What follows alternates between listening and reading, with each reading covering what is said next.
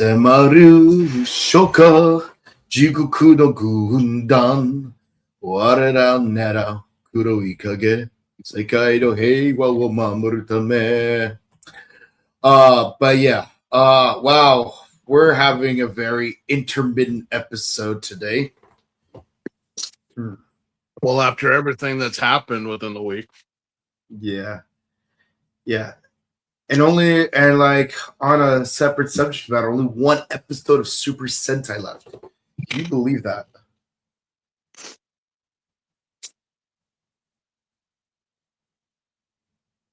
Yeah, we talked about it before the episode started, where there is a video going around right now. If you go on Instagram, any Sentai or Toko channel, I think it's officially from Toei.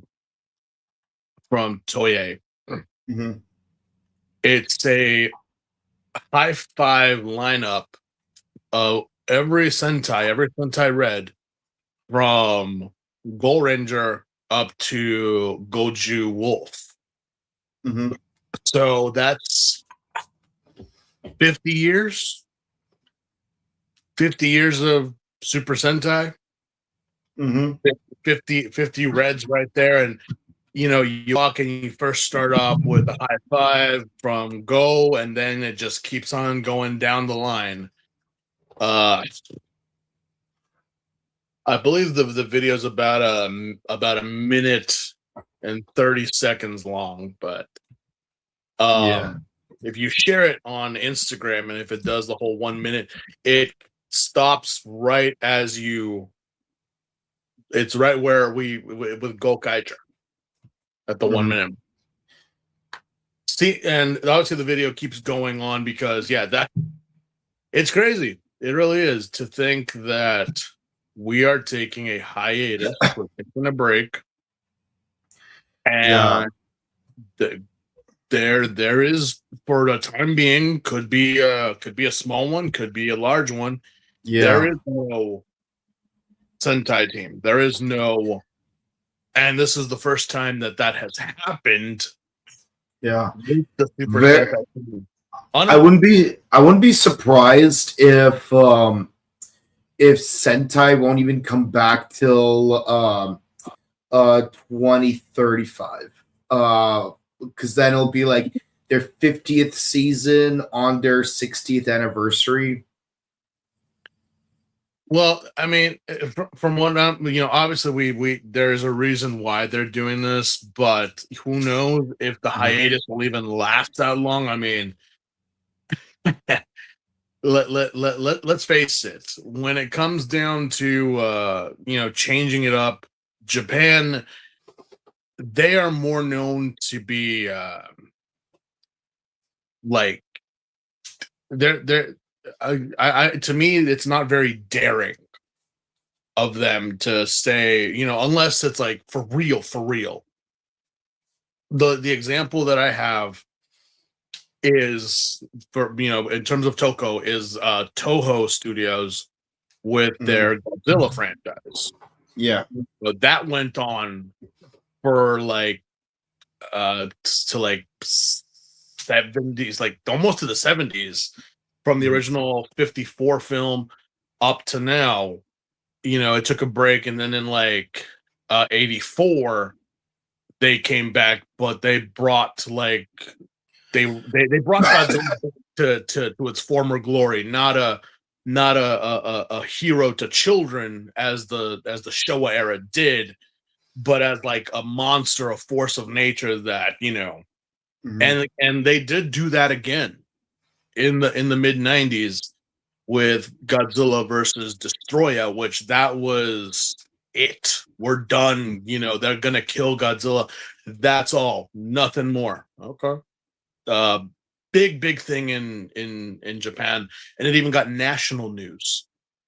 That people were saying, like, well, the funny thing is, we wouldn't see that movie in America until like the 2000s, and that came out in like 95, 96. The reason why was because America was touching on making their own Godzilla movie. And I don't know if we'll ever touch on that here. I mean, I know that me and Excel would probably have a good time doing it. Yeah. No, it's no. Like, I would love it if the two of you like went into like the Toho movies. Like, you know what's funny about Godzilla and even the show and even the movie Evolution is that they're both movies that would later have a cartoon sequel on Fox Kids. And in I don't remember the Evolution TV show too much, but I do know that the what's it called, the Godzilla TV show was way better than the movie it's based on.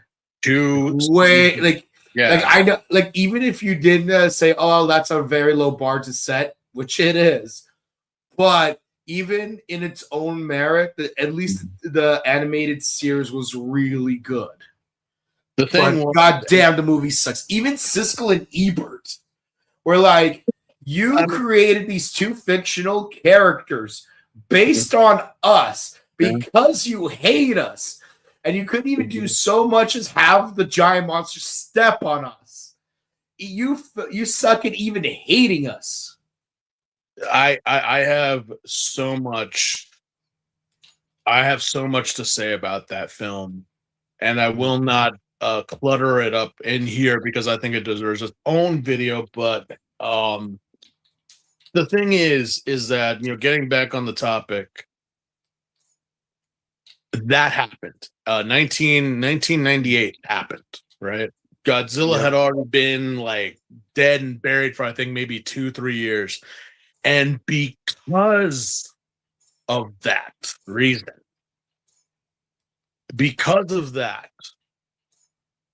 again, maybe 2-3 years, let's say, in the 2000s, exactly at the 2000s, okay, Toho said, hold on, hold my beer. Because what you guys just did, especially, I'm like, number one thing about doing something nerdy, okay? And this is coming from an old taku. This is coming from, you know, from your elders, okay? Your elder goth, your elder toko weeb, whatever the fuck you want to call me, your godfather, whatever. I've been granted the names. If you're gonna do something, you get people that know what the fuck they're doing, okay, and are passionate about it.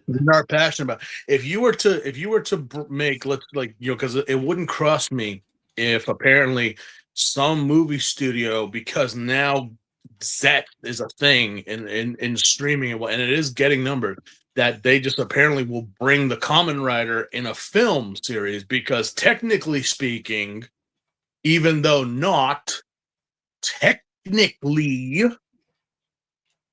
the Kamen Rider has made some cameos in Marvel, DC, and whatnot. I wouldn't surprise me if they just decided, let's take the story of Takashi Hongo and try to Americanize it for like a movie franchise. Okay, I'm not saying you couldn't. It's a basic hero story. But if you're gonna get some Chad dork who has never ever, and again, you don't have to see the series. I mean, at least just get a gist for it, or watch maybe the 13 episodes. That, like, if you're gonna do it, at least do your homework. Don't be like, oh yeah, I'll do it, but if I do this, you're gonna give me full rights to do my own movie after this. I'm just doing this to get a paycheck and to put it towards my movie, and I really don't give two craps about. And then to move on from this, the cartoon actually gave the G-Man respect. Yeah. Given that is supposedly Junior, that's Minya, that's Baby. No. Yeah. Yeah, it's not the one from the movie. It's one of the eggs. Yeah, it's whoever you, Minya, Baby, Junior, whoever you want to say. Junior. Yeah. Whatever. At least the people who did the cartoon, the same people who did, I believe, the Men in Black series. How's that art style? Yeah, and God, there was something else too. I know.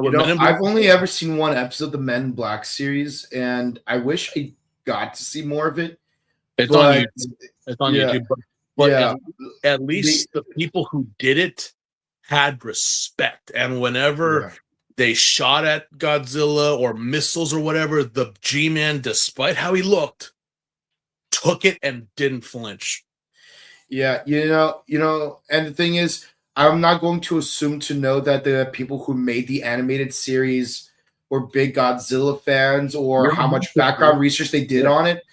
But regardless of how much background knowledge they had, they still paid respect to the IP, intentionally or otherwise. Yeah, no, you don't have to, but as long as you know the character is a force of nature that nothing man-made could ever come to it or whatever. It's like, you know what? I mean, we could probably have a whole discussion about the big G-Man in like a separate video about just, how we feel towards him and the various variations, the original, the Hanna-Barbera, Scooby-Doo level of Godzilla with his nephew Godzuki, or even the Sanrio version of Godzilla. Again, we could have an entire conversation about it, but at the same time, but we're not here to talk about Godzilla. We're here to talk about weebs trying to be a Kamen Rider. Yep. G-Fest is in July. That's right. We're here to discuss Tojima Tanzaburo wants to be a Kamen Rider, episode 17. Everyone in the world will be a shocker. I tried doing Tears for Fears. It did not work out as well as I would have liked. But I mean, just to wrap up on the final thoughts of that, the point that I was getting at was, obviously, Gavin Infinity is a thing. It is coming. There will not be any more Super Sentai for a while. This could either be an amazing thing, or this could just literally just bring the Sentai series back within a year or two. Because I mean, that was the point that I was trying to make. Toho said that they were done with God. They didn't even know if they were gonna make any more. They didn't know if they were gonna do anything. But because that happened in 1998, they were like, "Hold my beer," because you just did what it was. You know how bad it was. And this is actually documented. The original 5 men that helped Eiji Tsuburaya Sensei make the original Godzilla and up to I think 10 other films, including Mothra, Rodan, War of the Gargantuas, and all that stuff, along with the director Ishiro Honda. And this was in 99 or 2000. You know what they said? Someone asked them how, what was their feelings towards the 98 movie? All 5 of them said, "No Gojira." It's like Gojira. Yeah. No Gojira. The 5 original old men who did the set, the props, the miniatures, the suits, the effects. I'm like, wow. Holy crap. And that's when Toho was like, no, we're not going out this way. We did it beautifully, but look at what you did. And apparently also, word is that they had apparently Toho left them alone to do their thing, which Yeah, I'm glad Eiichiro Oda Sensei learned from that mistake. Yeah, that's why, again, Oda Sensei with One Piece, he's like, no, I'm not just, I mean, the same thing even goes with, like, again, we've had many variations. And if they're from Japan, hey, whatever. But when you're taking an American project and you're not even, hell, I had no thoughts or actual high expectations for the live action, none whatsoever. I was like, they're just gonna get whatever and they're just gonna do it. But me as a 20+ year fan at this point in my life, and I've been on the boat before it was a barrel. That's how long I've been on this boat. They actually did it right, and as of right now, like with what we've seen for season 2, I'm actually like impressed. I really am. Like, yeah, no, that's exactly how they're supposed to. That's exactly how this is supposed to go. I don't know how long that's going to go for. I know we're not going to Wano. I know that for sure.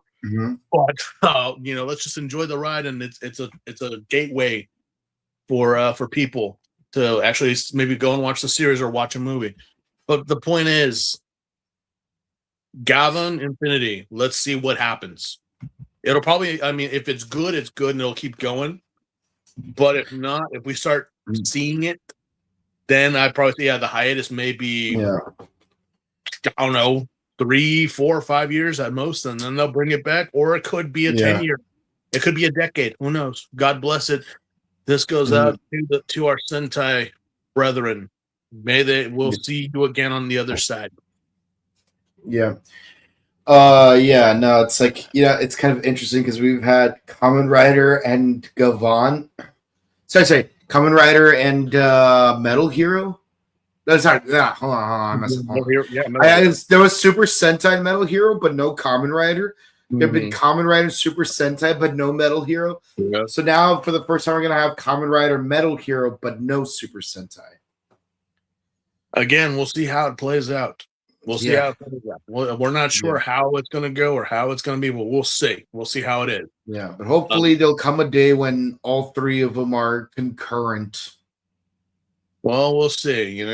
We still Ultraman is still being made as well. Kamen Rider is still being made.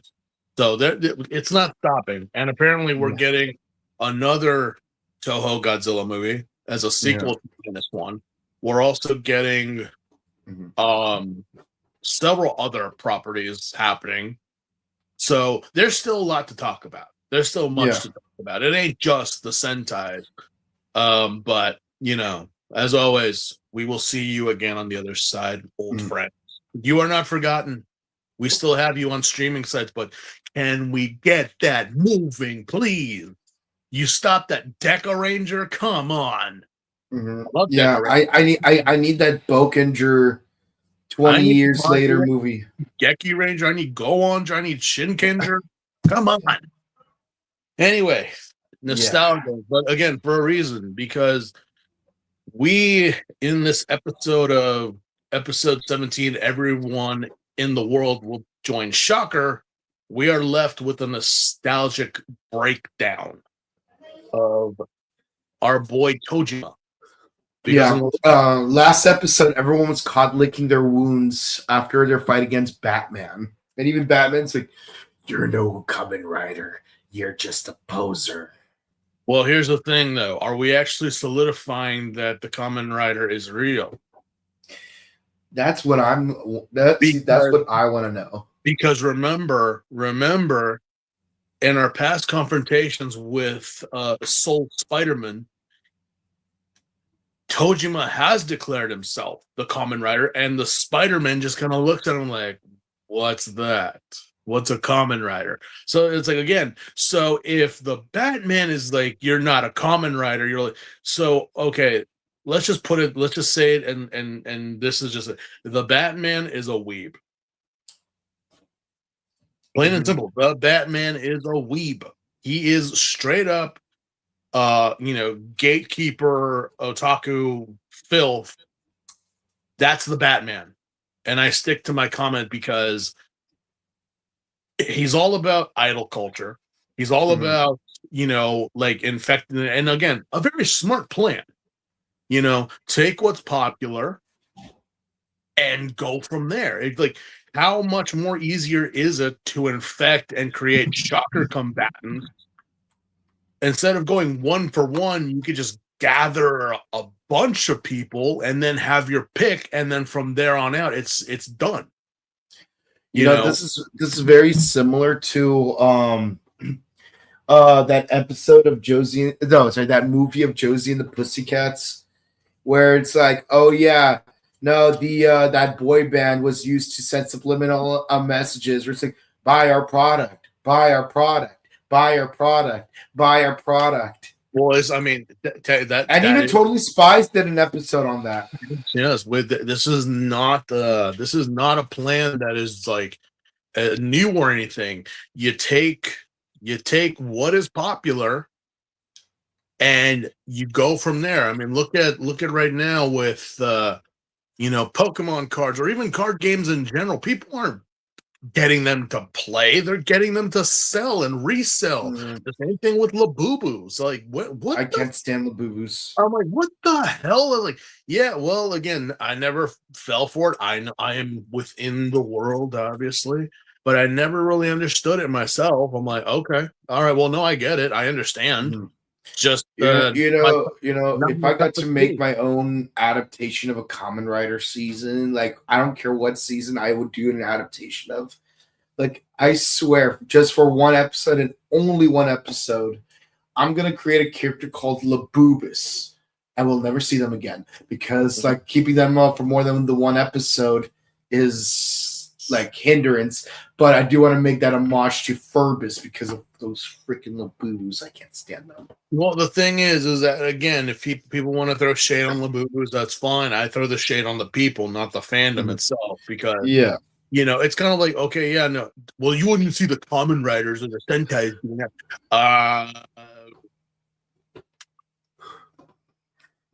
We're not trying to scalp Kamen Rider stuff. That's the difference. There are Kamen Rider cats. Like, no joke. They're actually of Kamen Rider. It's literally the only Kamen Rider gashapon machine that's available in the United States. They are cats. They are literal cats wearing the helmets of the Kamen Riders. And apparently in Japan, they actually have like Labubu sized like plushes of them. Hell,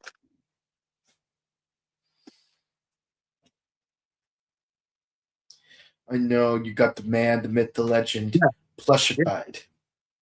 Yeah. So the thing is that, okay, if you have that, then why are you shitting on Labubus, man? You got a plush. You have a plush. That do not throw the shade at me. I'm like, oh yeah, but if you were to get a Kamen Rider cat plush, but it's your favorite Kamen Rider because they go all the way up to Zets, it's like, okay, again, why? Like plus, at least with Kamen Rider, you have a very concrete catalog of characters. Like it's not just some random bug guy, another random bug guy. You can tell them apart. But my point is, Labubus, they're just like random combinations. Like I can't tell one Labubu apart from another. I don't know if they're distinct characters. Even Digimon are distinct characters. Well, bless the guy who made it. They're not Japanese. They're not Korean. They're actually from China. So bless the guy who made it. He literally made a fortune off of that. But again, the point that we're making here with the weeb talk is that examining this certain episode, the Batman is a complete gatekeeping weeb. Like, and you probably ask yourself, why do I think that? Well, he's very, very selective and protective of the combat girls. Like, no one can get near them. Only he can talk to them. Total weeb move. And we know that they are infected. They are female combatants. That is true. But he is so. And then there was that scene like a couple episodes ago that we go back on in this episode of him just being in a harem kind of layout. And we see it later in this episode. Yeah, his fugly face and like all these girls, and they're like coddling him and just like loving him, and I'm like, okay, this is such. It's like, honestly, I'm surprised it's not Cobra Man, just because like at least that way I could say, Oh yeah, it's the anaconda mating ball. Yeah, no, it's such a weeb fantasy. And again, they've done it. And again, I'm not in anime. You could do it fine, but when some dork tries to believe that they will succeed in that level of like, now, bro. Now again, I get it, but it's kind of crazy that we only ever see you focus on the females and never. I mean, we do see you transform some guys in the flashback, but they were in the crowd, like businessmen, fans, whatever. We never see you interact with them. It's only the women that you are focusing on. So that is some sad weeb behavior right there. Some very like, only. And again, the Spider-Man, he turned a lot of people, not just women, but and he was actually doing the thing of like getting quality over quantity. Mm-hmm. Not to mention the fact that I'm like, yeah, the fact that you actually confirmed that Tojima is not a Kamen Rider, does that mean you've actually watched the show or are aware of it, or that there actually is a Kamen Rider running around? Yeah, they never make it clear. It's never mentioned, because in this episode, Tojima's having like his existential crisis of him like, what is it to be a Kamen Rider, or what, or like, well, obviously no, you're not, Tojima, because remember, Hongo was kidnapped, brainwashed slightly, and then modified. You are a very exceptional man, that you are able to fight bears and do the things that you do. It's literally a fighting spirit almost. But to say that you can go with a genetically modified Nazi Batman, I'm like, yeah. See, it's like I said with the last review of Tojima, where it was the Spider-Man was aloof and kind of like, whatever, man, what a drag. I have to do this, and he would evade. Obviously, the Batman doesn't care. He's a psycho. He's manipulative. He's a weeb, so he doesn't care who sees him and his plots, and he doesn't care who he wrecks, as long as he gets the job. He's a psychopath. So, what do you do when you're fighting a psychopath? You gotta run. You gotta get out. Yeah, you use the Joestar's secret technique. Yeah, you don't. The Spider-Man would run if a crowd would start appearing. This guy don't care. He doesn't care. So it's like, yeah, run, and that's when he finally like gets it in his head about, you do know that Hongo didn't do it all by himself, right? Mm-hmm. Like he did in the original 13, but then came Ichimonji.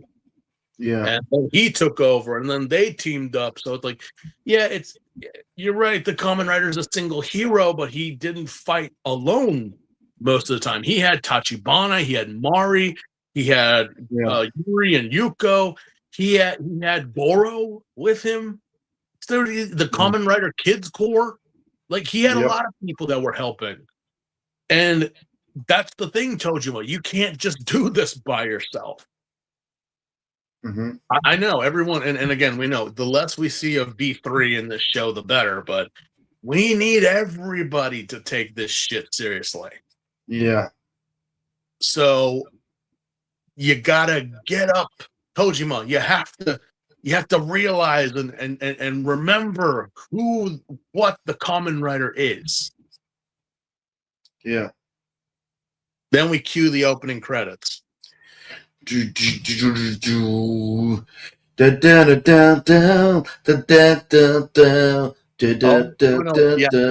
We also had our thing with our Yakuza guy, who also, I'm like, is he feeling bad for what he said? Mm-hmm. What? You're what? You're feeling bad because you told Tojima? I'm like, like 5 or so episodes ago, you didn't even believe this shit happened, and you were a poser shocker runt until they actually turned you. So, what's the deal? Anyway, so we find out that our Yakuza boy, his cronies, his friends, have actually got part-time jobs being security guards at the Combat Girls. At a certain point, I was like, at a certain point, like when I saw that his three minions became police officers, the first thing that came to my mind was Billy Boy going, well, well, well, well, well, well, well, well. If you know the movie I'm referencing, good for you. The thing, it kind of makes me wonder. Okay, so wait a minute. So so you could be a part-time police officer? Is that a thing? Is that really? And really, do you not check backgrounds or anything? Yeah, I'm like part-time. I mean, if they said security, I would understand, but no, they said police officers. Like even having the uniforms and such, I was like, yeah, with the little like cord. Yeah, with like the badge and everything. I'm like, this is not a part-time. I don't know. I'll have to look into jobs in Japan, but I'm like, okay, wow. Yeah, so we do meet the Combat Girls because they do show up, and our three stooges over here kind of fanboy because they themselves are huge fans of the Combat Girls, which their insignia for Combat Girls is literally the eagle of Shocker. Go figure with that. Go figure with that. I was like, have we not? Yeah, that's the eagle that's on the on the Nazi flag. Okay, the Iron Eagle. The Iron Eagle. So, yeah. But they also get to meet the Combat Girls' new manager, which, again, like I said, the Batman don't give a weeb don't give a shit. He just is. I'm like, that is such a poor disguise, man. Like, seriously, your teeth are filed to points and you have pointed ears. And you're wearing a tracksuit. Yeah. You don't scream management. You just scream dork right now. And I'm like, you're not really hiding yourself that much. That's why I'm just kind of like, yeah, this is a total freaking dork right here. Yeah. But again, he gets shit done, so I can't really knock on his hustle. Let's see. So yeah, we the girls' concert goes without a hitch, and apparently they're saying that they're going national. They're actually performing in Tokyo Dome, which I have been to Tokyo Dome, and that is actually a big deal. It is a big deal. It's like even in Oshinoko, like one of the biggest things that they mention is like we want to get popular enough to play at the Tokyo Dome. It's like saying we're going to play at Madison Square Gardens or at one of the big stadiums that, across the United States, Lambeau Field, take your pick. Any of those large places that are yeah, you made it if you're playing there. Like you have so fucking made it. And that kind of gives a joy to everyone. It's like, all right, this is so yeah, good for them. Oh, wait. They're Nazis, aren't they? Yeah. It's always the cute ones, isn't it? Yeah. For some reason, after the show, I didn't know, but again, I don't know too much about idol culture. I guess there was also other performers that were going to go on that night after them. And they just walk into the ladies' dressing room. And again, it is a ladies' dressing room. So if you are respectful, cover your eyes, or just keep or look respectively, because yeah, man.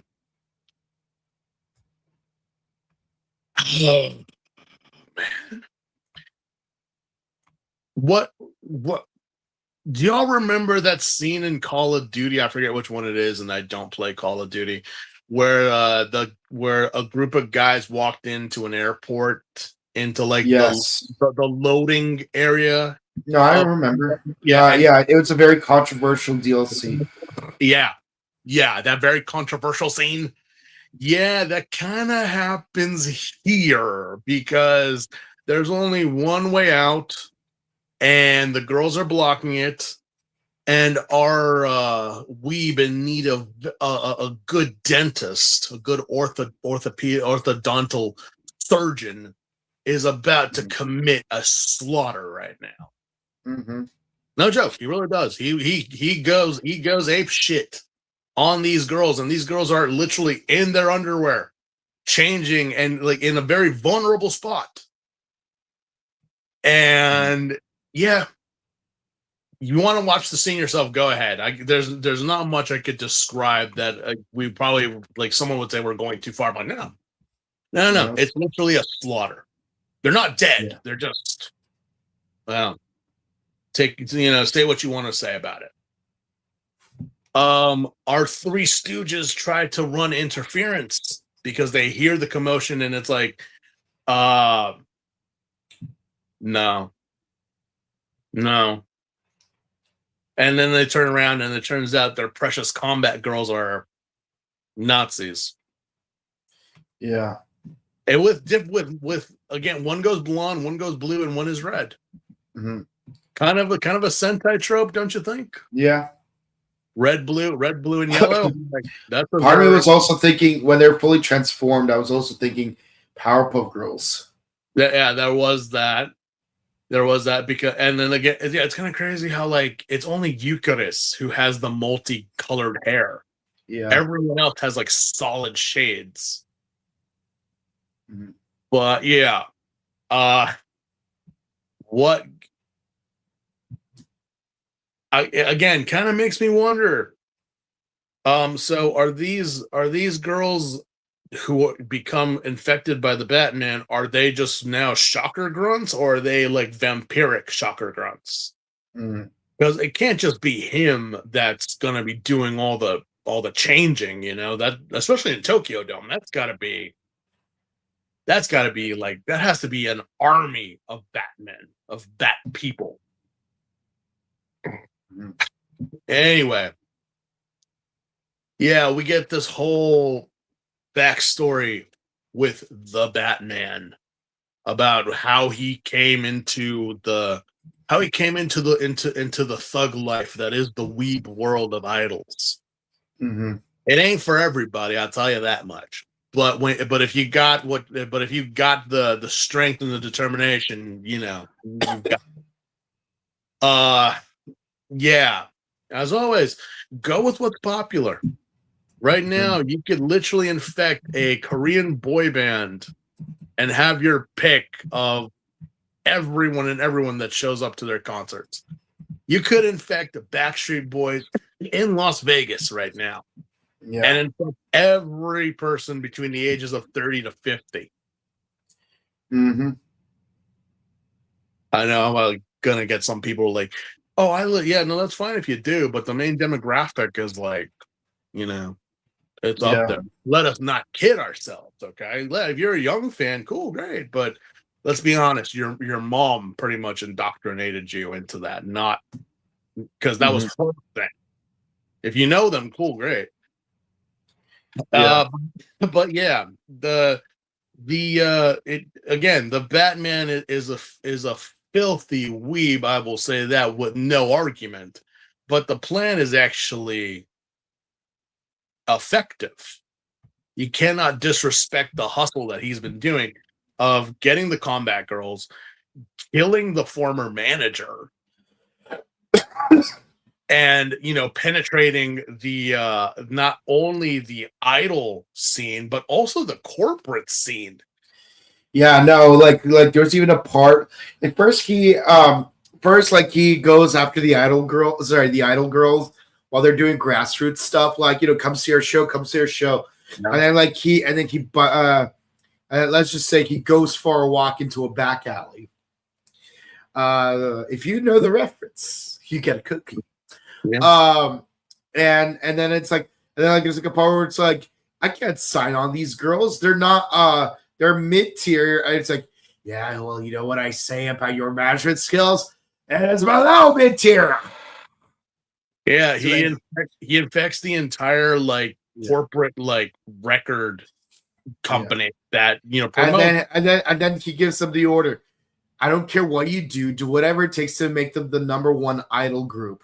And the first thing that comes to my mind is, wait, so are you also going to give them like vocal surgery like Mir from a Gundam Seed Destiny? I mean, let's be honest here. Okay. It's kind of like those crap shows, and I will stand by my comment and saying they are crap shows like America's Got Talent, The X Factor, American Idol, and all that stuff. They are.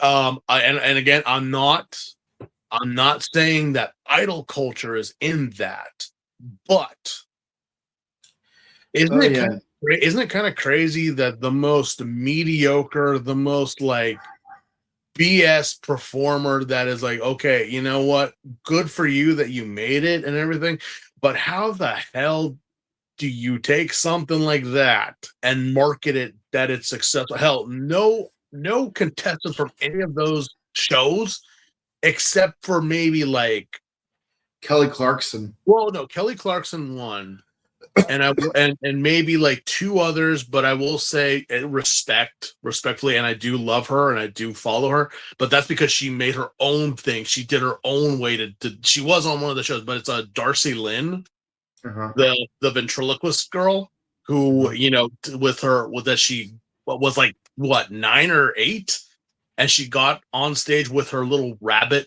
ventriloquist doll and actually not only did comedy but also sang a song. Yeah. Via ventriloquism. Like you're singing a song in octaves and everything, just ventriloquism. I'm like, wow.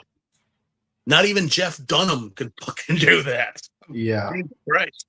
But it's like, all right, no. With those people I respect, but the thing is that when you still hold on to the Idol, X Factor, and all that crap, like that's how you made it, instead of like, no, that was a stepping stone, and now I'm doing my own thing. I'm selling out stadiums and concerts and all that stuff. That's just to promote me. Cool. But when you're just like, yeah, it's that whole like that the generic idol, the generic pop star that like within a year or two we will never remember them, or it's like, yeah, whatever happened. So like other than Kelly Clarkson, who else do you remember from any of those shows that won and is like now still doing what it is supposedly that they're doing? Yeah, honestly, the only other idol winner that I know other than Kelly Clarkson is Adam Lambert, and only because he's the current lead singer for Queen. Oh, yes, that is true. That is true. Yeah. Adam Lambert. Yeah, that is true. That is true. Yeah. I have met the man. Lovely, lovely man. Have heard his singing, and I'm like, yeah. And look, like and not to like knock out Kiss. Like they have good songs. Like I have all 20 albums of Kiss. Yeah. But let's be honest, when they were first starting out, would anyone have really paid attention to Kiss if they didn't put on that makeup during their first show? Well, it's kind of like what Ozzy Osbourne, may he rest in peace. Who else?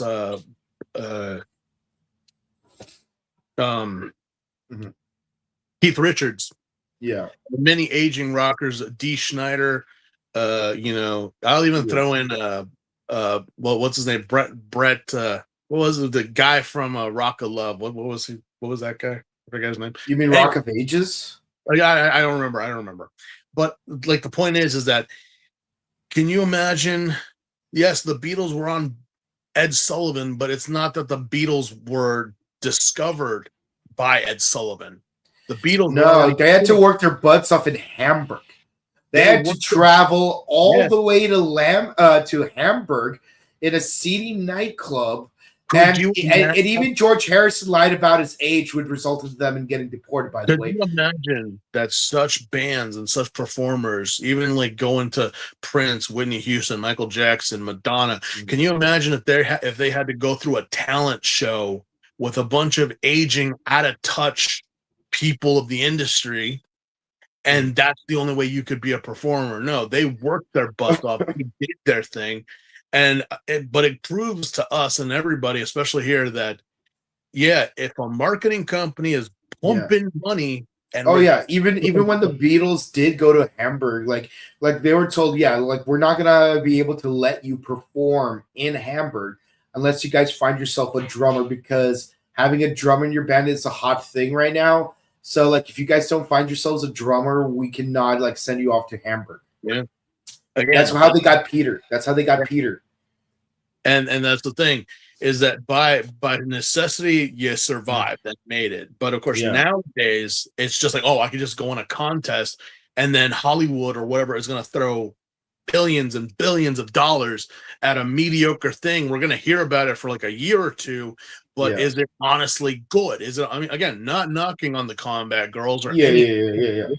But the fact of the matter is that that's pretty much they were aggressively marketed. That's the point of this part of the episode, is that we're taking something mediocre or mid. Go ahead. Or oversaturated would be the marketing term. It's mid. Like even Kerrigan Mann once told me that like part of the reason why he barely does any more voice acting is because the market is just oversaturated. And like you even advises people against going into VA because of the oversaturation. It's like if you want to do it because you're passionate, go do it. But I'm just letting you know, job opportunities are going to be very difficult because the market is oversaturated. Most studios will probably just keep hiring the same 12 actors. Yeah, and let's be honest, they are like good for our guy Johnny for being one of those 12 people. But still, it's like, you know. Well, again, with what happened, I want to say maybe 10 years ago, kind of blew the lid on a lot of stuff that I'm like, is it really a shock that they only ever hire like the same 12 people over and over and over again? No, it's not. But of course, you have realized that now it has changed, but it's slowly reverting back. But the point is that if it's marketable and if we can, it will be out there, and that's what the Batman has been relying on this whole time.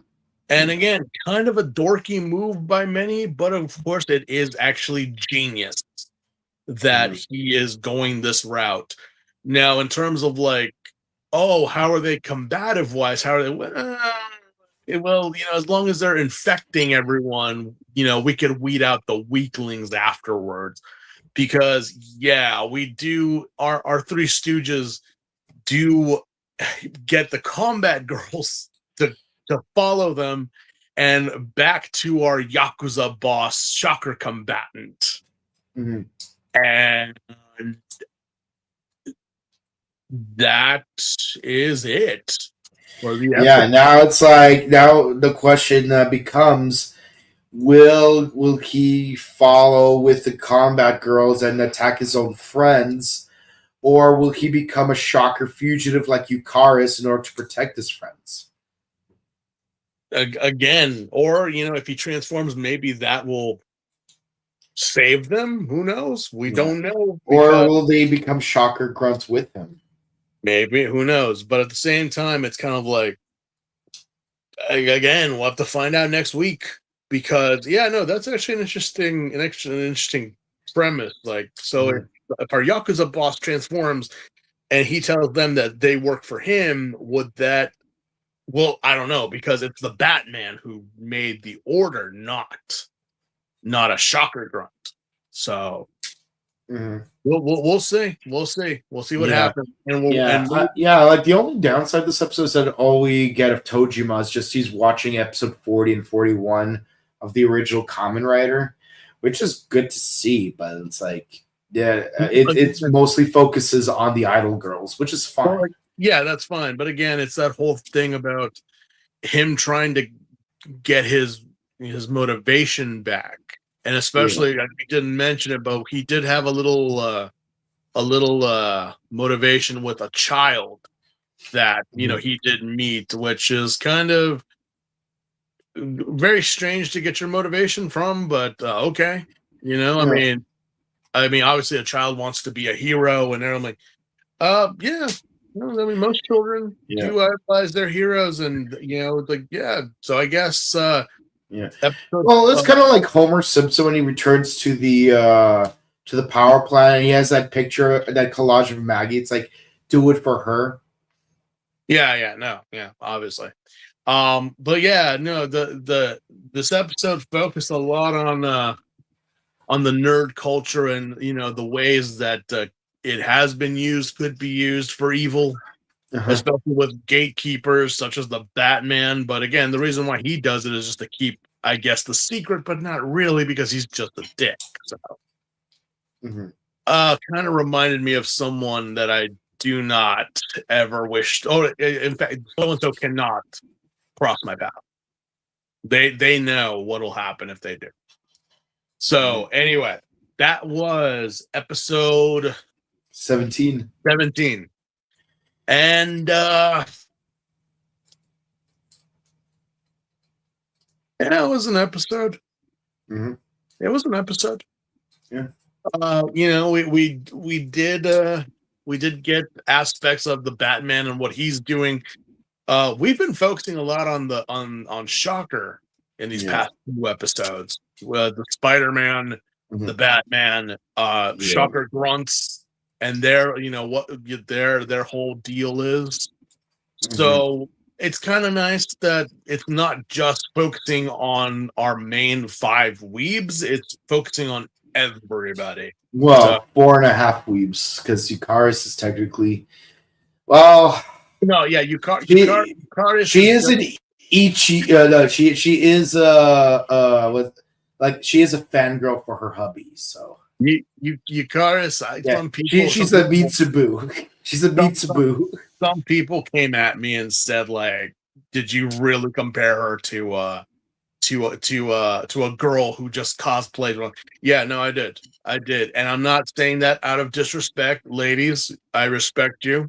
I respect your hustle. I respect what it is you do, whatever forms of you use cosplay for. I respect it.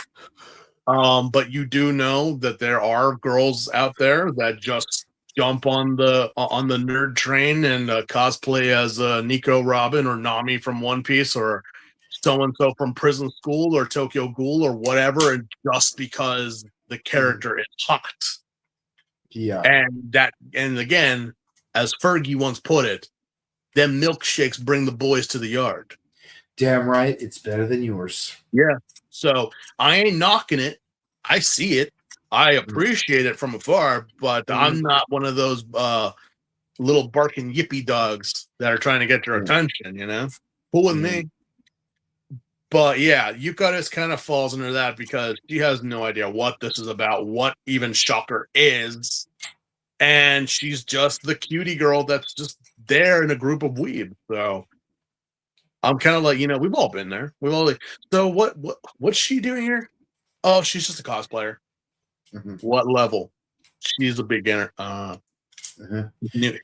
no, like the cosplay community has gotten so intense that there's even a hierarchy where it's like newbie, novice, journeyman. No, get out of here with that. Get out of here with that. No. They've been trying to do that for years. They have been trying to do that for years, and I'm just like, nope, I ain't here for it. As I've always said, and I will say till I die, you can quote me on this, there's no such thing as a hot girl or a cool guy at a convention. Sci-fi, comic books, trading cards, anime, Star Trek, Star Wars, whatever. There's no such thing, dude. Everyone there, they're dorks, they're nerds, they're spazzes, and God bless you for it. But no one is above, or there is no hierarchy. That even your Kate Stasons and Jessica Negris, I'm like, they're just dorky girls who have apparently hot bodies. Like, if you got to know them, I promise you, like, yeah, there's a reason why we don't let them talk, because they're funny, they're hilarious. The things they say and the things they do, I'm like,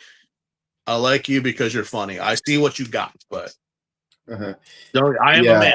I do know. One show I was really not a fan of was a show called Heroes of Cosplay, where it's just literally a reality show that follows some professionals. No, be gone. Where's the like for me, honestly, the bigger issue was the fact that it was called Heroes of Cosplay. It's like, no, you don't know what a real hero cosplay is?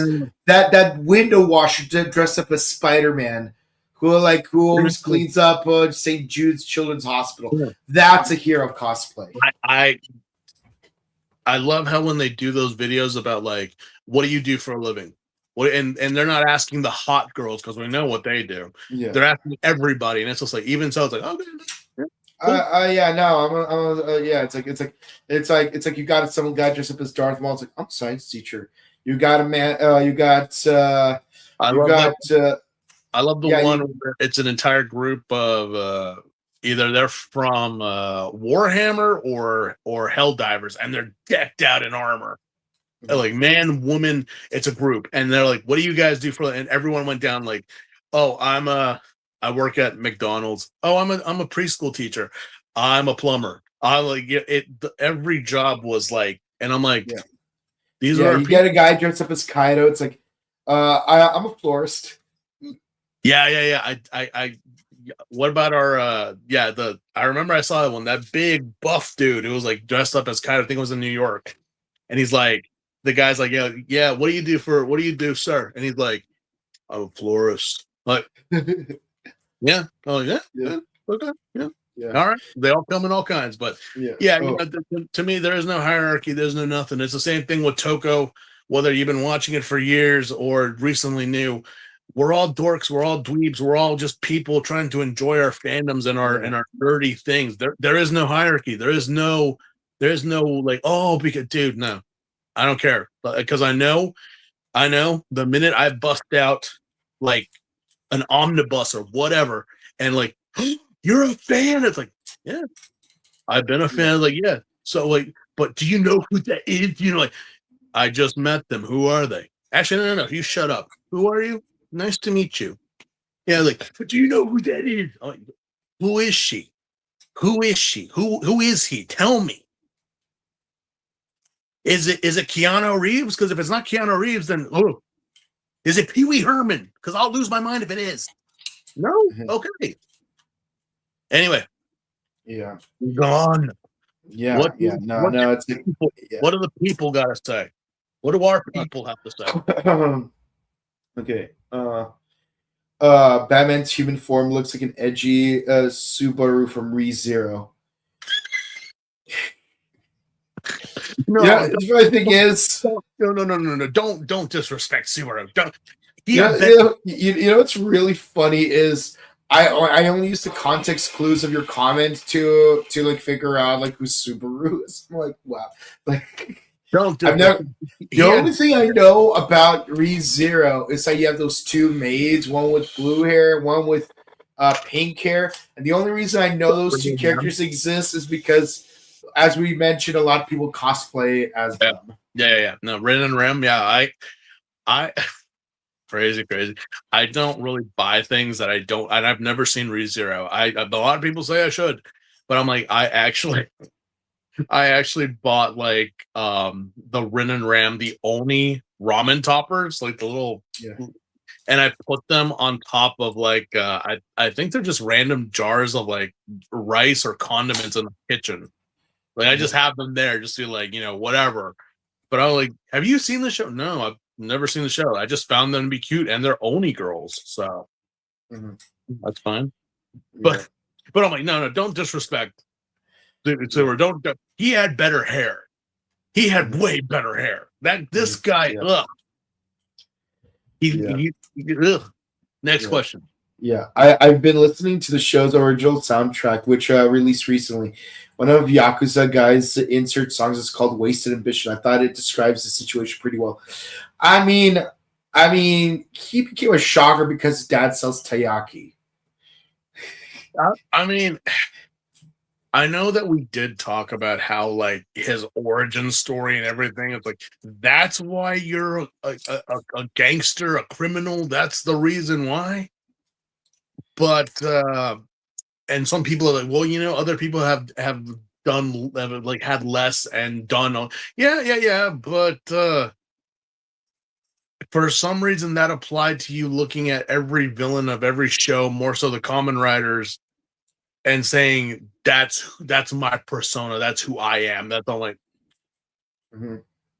So yeah, no, I have heard that song. I have heard some of the music from the show. And yeah, no, it actually is a very banger of a song, and kind of does describe them. So Yeah.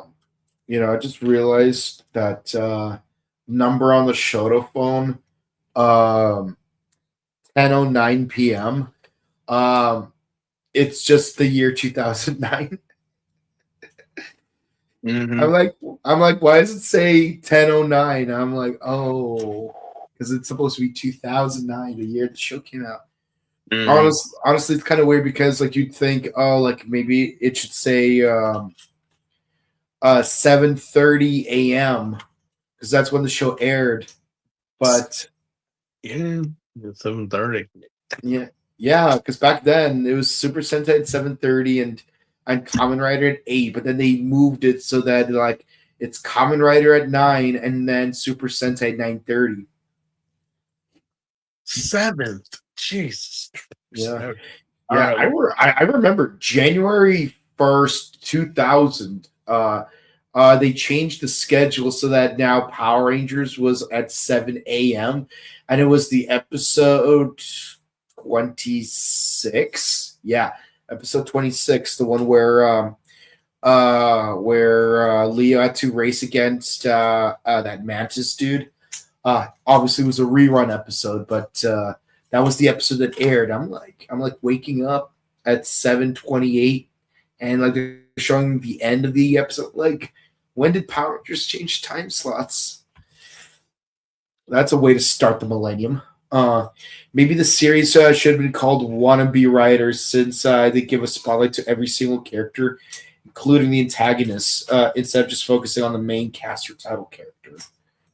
Well, it's nice that they actually do focus. I mean, that's the one thing. It's you ask yourself, why the hell did they even give us these side characters if they go nowhere? You know, I think it's part of the name convention, kind of like how Alan Cumming from Josie and the Pussycats said, "Oh, bands tend to be more popular when they're named so and so and the something something," which thankfully Valerie proved him wrong. Yeah, no, like a lot of anime nowadays, they're either called "The Time I Was Such and Such and Such and Such," or it's called "So and So Wants to Such and Such." yeah, no. But the thing is, like, why did we introduce these characters if they go nowhere? What's the point of even introducing them? Oh, they're just an episodic. No, but they keep showing up randomly. Like, what was the point? What was it, just for them just to say a line or two? Like, there's no payoff. But here we're actually getting, like, in some ways, a story involving everyone. It's not like we just introduced the Yakuza bosses and then that's it. Like, no more. Like, oh wait, what happened to them? No, we're focusing on Shocker now. Yeah. Yeah, I don't hate the decision. I actually liked it, but I didn't expect it going in. I also think giving every character their own episode threw a lot of viewers off.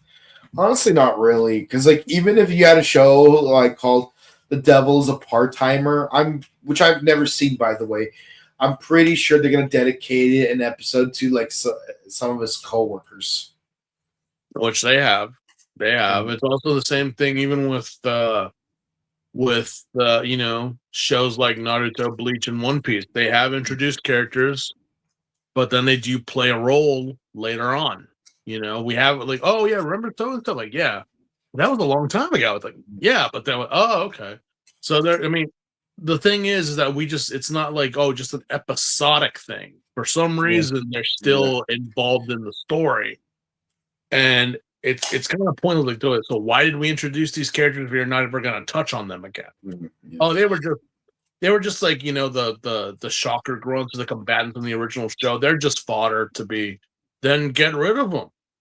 Why do we need to see them again? Well, there's a story being told here. So Yeah, for no reason whatsoever, I just remembered that one time when McDonald's had its own 4-page manga, beginning to promote some obligatory seasonal sauce.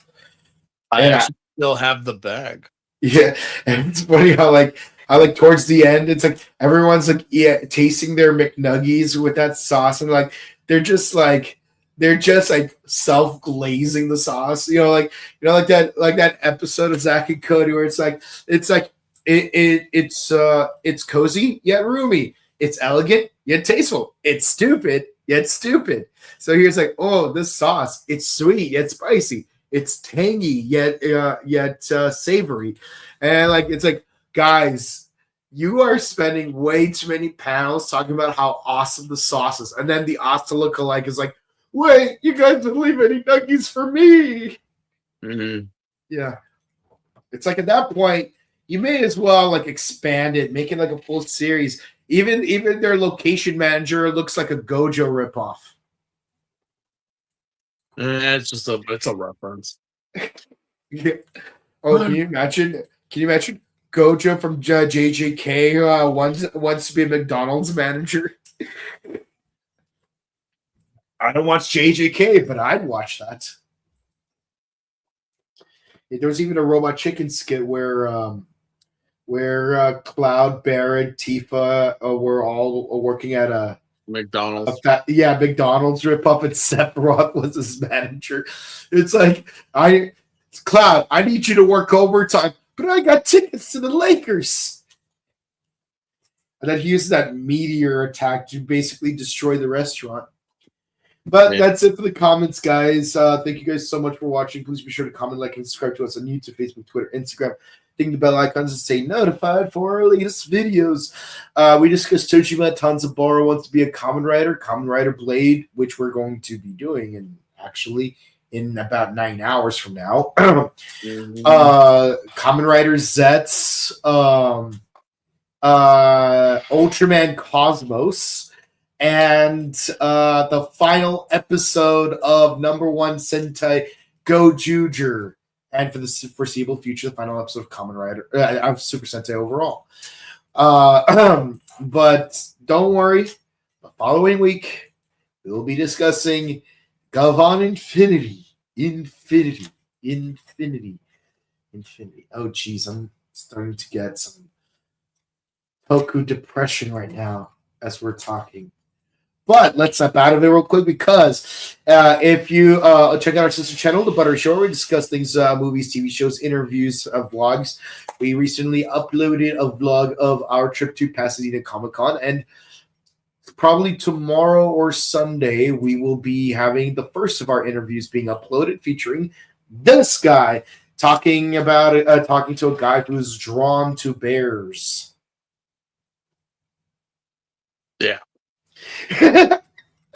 Yes. And of course, all that and more. If you want to say hi to us in person, we will be at Robo Toy Fest on May 31st at the Burbank Marriott Convention Center, and on August 28th through the 30th at the Pasadena Convention Center, we will be at Power Morphicon, featuring Koichi and Mokoto Sakamoto, as well as the man, the myth, the legend himself, Ninja Black, Ken Kosugi. Yes, we'll be there. Yeah, we'll be. Yeah, I can't wait for that. More guests will be announced over time. Hey! Mine is an original. Yeah, but mine's Memorial. Yeah, no, mine is actually from 1994. Yeah. Yeah. Oh, that's dope. Yeah. Yeah, no, I hope Bandai releases more Memorial editions of the 90s and 80s Super Sentai, because we don't have enough of those. And yes, I'm still waiting on my what's it called, Aura changer, as well as my Gao phone and Maji phone. So I still have things to look forward to. Mm-hmm. Yeah. Sooner or later, I'm gonna have all the phone morphers. I don't know why it's a phone, but it's a phone. Deal with it. I'm surprised that the Jojo one is a cube phone. But in any case, Yeah. So definitely check out our personal content. We're both on Instagram. And until next time, we love you guys. Have a good one. See Good night.